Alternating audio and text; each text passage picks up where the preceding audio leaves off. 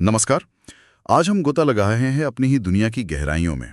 कहाँ? जमीन के नीचे, हजारों किलोमीटर अंदर।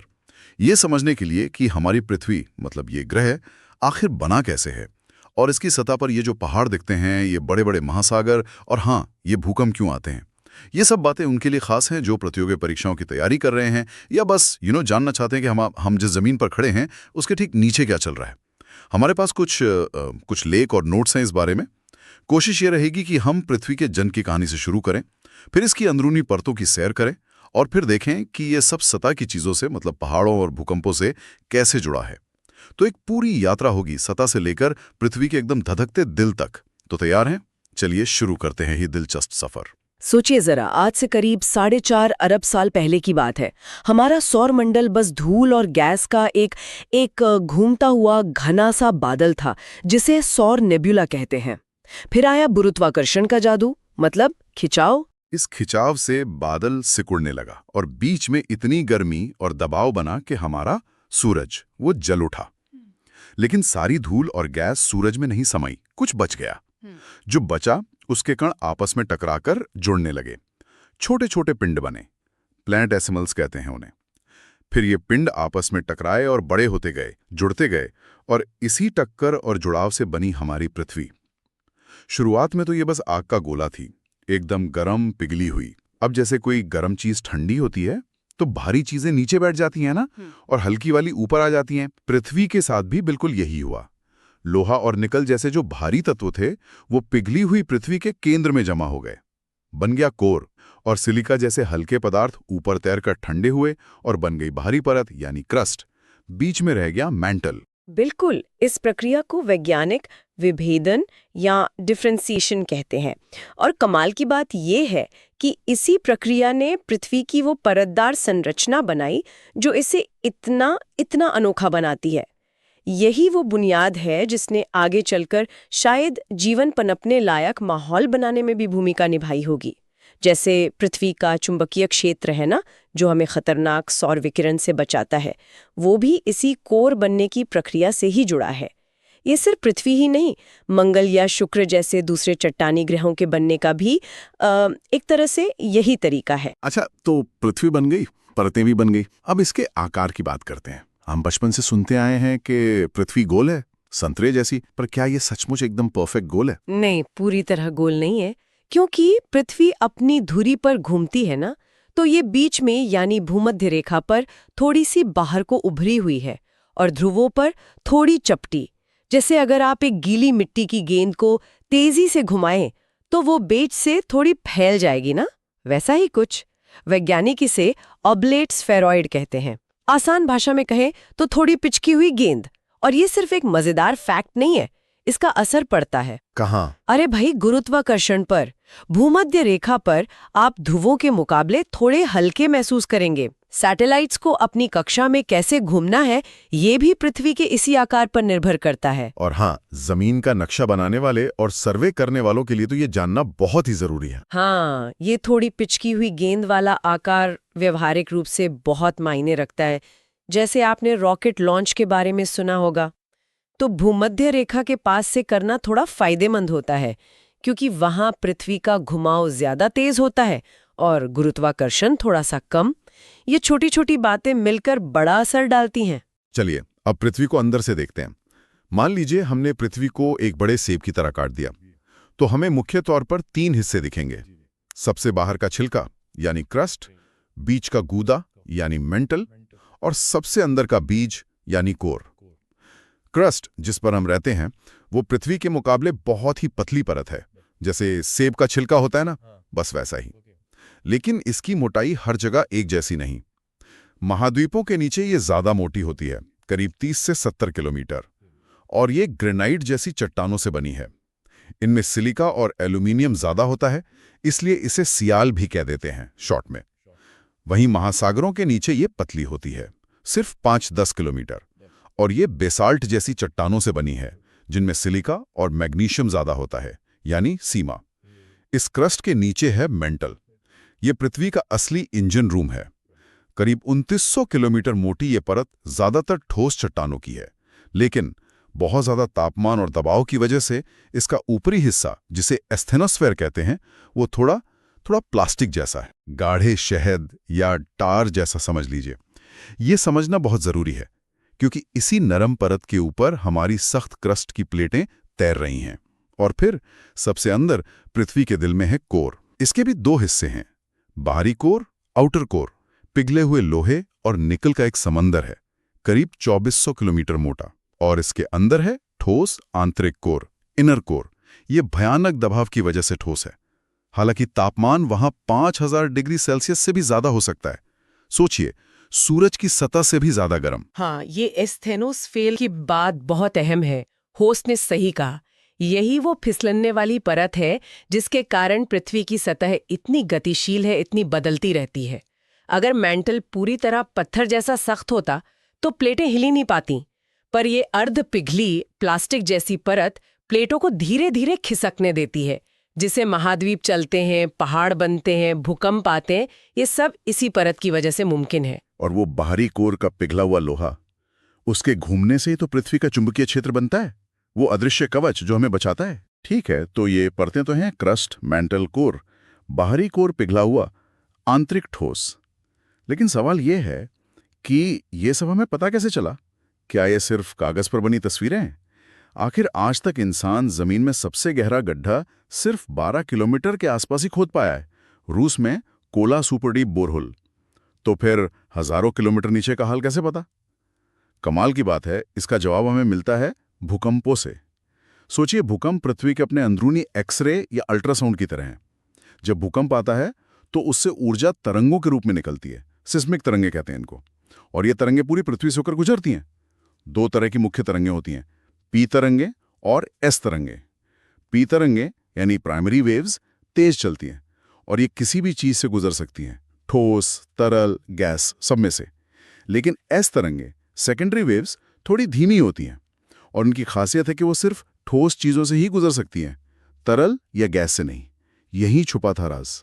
तो एस तरंगे पृथ्वी के दूसरी तरफ सीधे नहीं पहुंच पाती, वो बीच में कहीं गायब हो जाती हैं, या कहिए उनका रास्ता बदल जाता है। इससे उन्होंने क्या नतीजा निकाला? कि जरूर पृथ्वी के अंदर कोई ऐसी परत है जो तरल है। और वो कौन सी परत थी? बाहरी कोर। बिल्कुल, बाहरी कोर। क्या जबरदस्त खोज थी, बिना वहां गए अंदर का हाल जान लेना। और सिर्फ इतना ही नहीं, इन तरंगों की रफ्तार कहाँ बदलती है, कहाँ ये मुड़ती हैं, इसका पूरा हिसाब लगाकर वैज्ञानिकों ने पृथ्वी के अंदर की सीमाओं का भी पता लगा लिया। जैसे क्रस्ट और मैंटल के बीच की सीमा मोह असंबद्धता, मैंटल और कोर के बीच की सीमा गुटनबर्ग असंबद्धता, और यहाँ तक कि बाहरी और आंतरिक कोर के बीच की सीमा लहमैन सीमा भी। बिल्कुल। ये सब इन्हीं तरंगों से पता चला। ये सच में कमाल है। सोचिए, हम सतह पर बैठकर दूर आए भूकंपों से निकली इन अदृश्य तरंगों को पकड़कर और उनके रास्ते का, उनकी स्पीड का विश्लेषण करके हजारों किलोमीटर नीचे की तस्वीर बना लेते हैं। ये जो सीमाएं हैं ना, मोह, गुटनबर्ग, ये असल में वो जगह हैं जहां पदार्थ की प्रकृति, मतलब उसका घनत्व या अवस्था अचानक बदल जाती है। इसीलिए तरंगों की चाल बदल जाती है। हर नया भूकंप हमें इस तस्वीर को और साफ और बेहतर करने का मौका देता है। ये विज्ञान की ताकत है, अप्रत्यक्ष सबूतों से बड़े नतीजे निकालना। अब जब हमने पृथ्वी के अंदरूनी हिस्सों की एक झलक देख ली है, चलिए सतह पर वापस आते हैं और देखते हैं कि कैसे अंदर की ये हलचलें बाहरी दुनिया को शक्ल देती हैं। इसकी कहानी शुरू होती है करीब 100 साल पहले। एक जर्मन वैज्ञानिक थे, अल्फ्रेड वेगनर।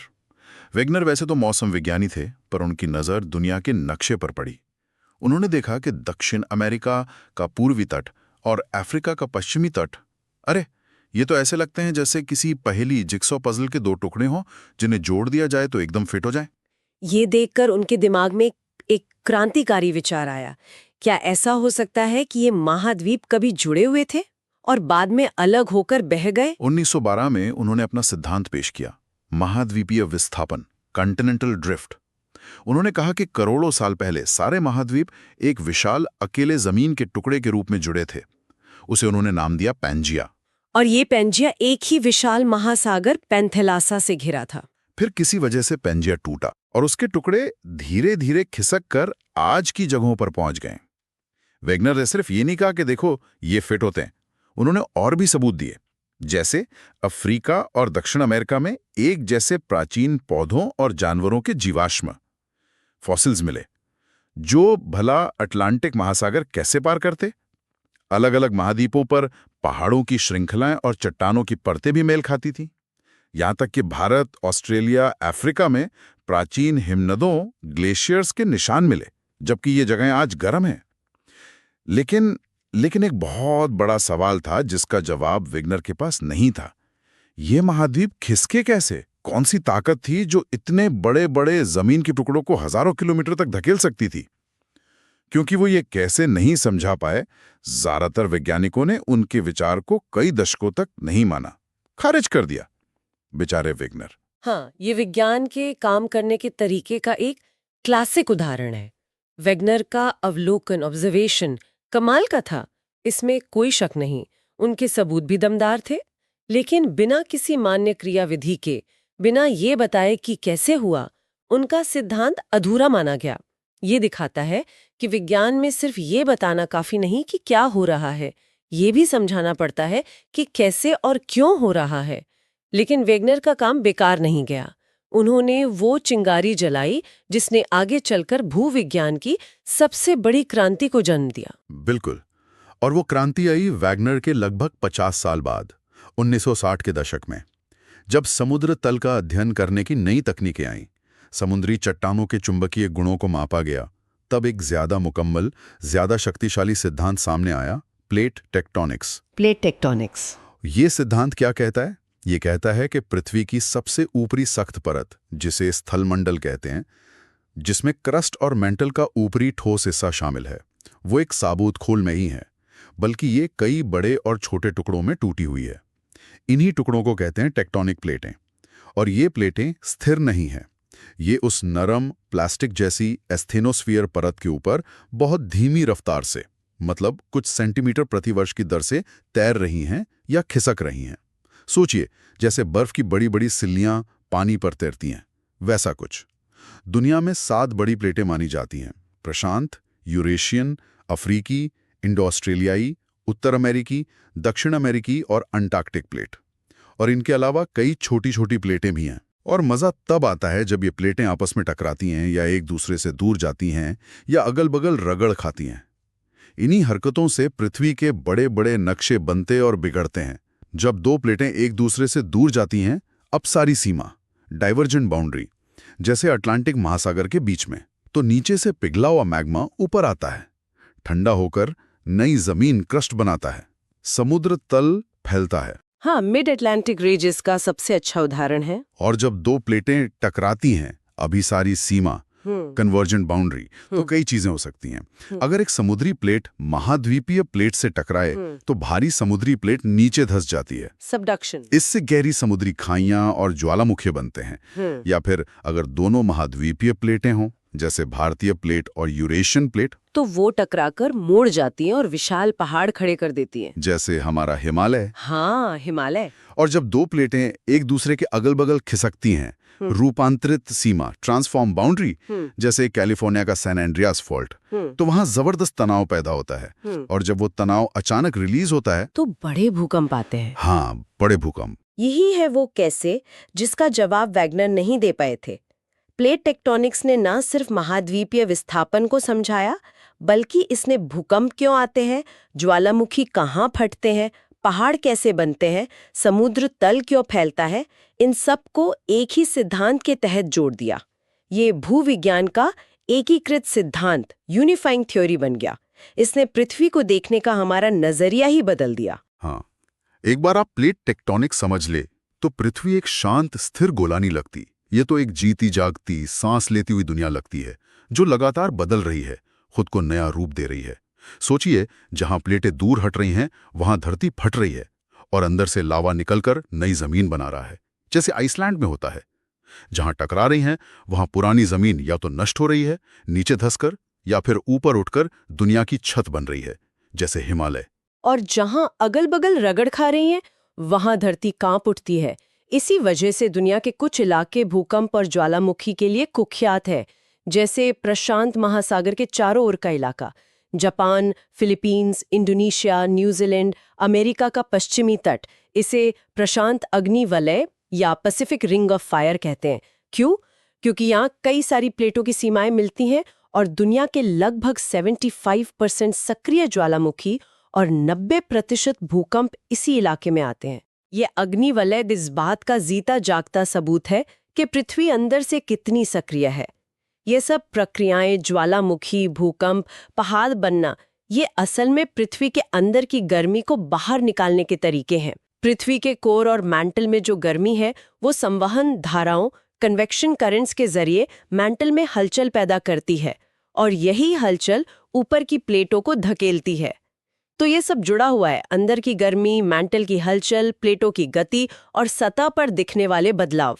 हमारी पृथ्वी वाकई में एक डायनामिक प्लैनेट है। तो चलिए फटाफट दोहराते हैं कि हमने आज क्या क्या समझा। पहला, हमारी पृथ्वी करीब 4.5 अरब साल पहले बनी।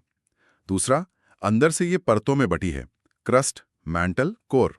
तीसरा, भूकंपीय तरंगों ने हमें इन अंदरूनी परतों को समझने में मदद की, जैसे पता चला कि ये बाहरी कोर तरल है। चौथा, अल्फ्रेड वेगनर ने महाद्वीपों के खिसकने का विचार दिया, जिसे सबूतों के बावजूद शुरू में नकारा गया। पांचवां, बाद में प्लेट टेक्टोनिक्स के सिद्धांत ने बताया कि पृथ्वी की सतह प्लेटों में टूटी है और ये प्लेटें लगातार चल रही हैं। और छठा, इन्हीं प्लेटों की गति से पहाड़ बनते हैं, ज्वालामुखी फटते हैं और भूकंप आते हैं। और ये जानना जरूरी क्यों है? क्योंकि भौतिक भूगोल के ढेरों विषय, चाहे वो ज्वालामुखी हों, वलित पर्वत हों, समुद्री नितल का फैलना हो या दुनिया में भूकंप वाले क्षेत्र हों, ये सब इसी एक बुनियादी कॉन्सेप्ट प्लेट टेक्टोनिक्स से जुड़े हैं। इसे समझ लिया तो भूगोल के कई दरवाजे खुल जाते हैं। पृथ्वी की संरचना और इन गतिशील प्लेटों पर हमारी आज की ये बातचीत यहीं तक। लेकिन ये बातचीत कुछ सोचने पर मजबूर करती है ना।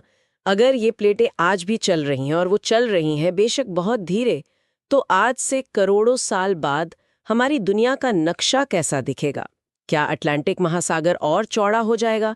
क्या अफ्रीका टूटकर अलग हो जाएगा? क्या सारे महाद्वीप फिर से जुड़कर एक नया पैंजिया बना लेंगे? और एक बड़ा सवाल, क्या हम कभी इन भयानक भूकंपों का, क्या हम कभी उनका ठीक ठीक अनुमान लगा पाएंगे, पहले से बता पाएंगे, ताकि जानें बचाई जा सके?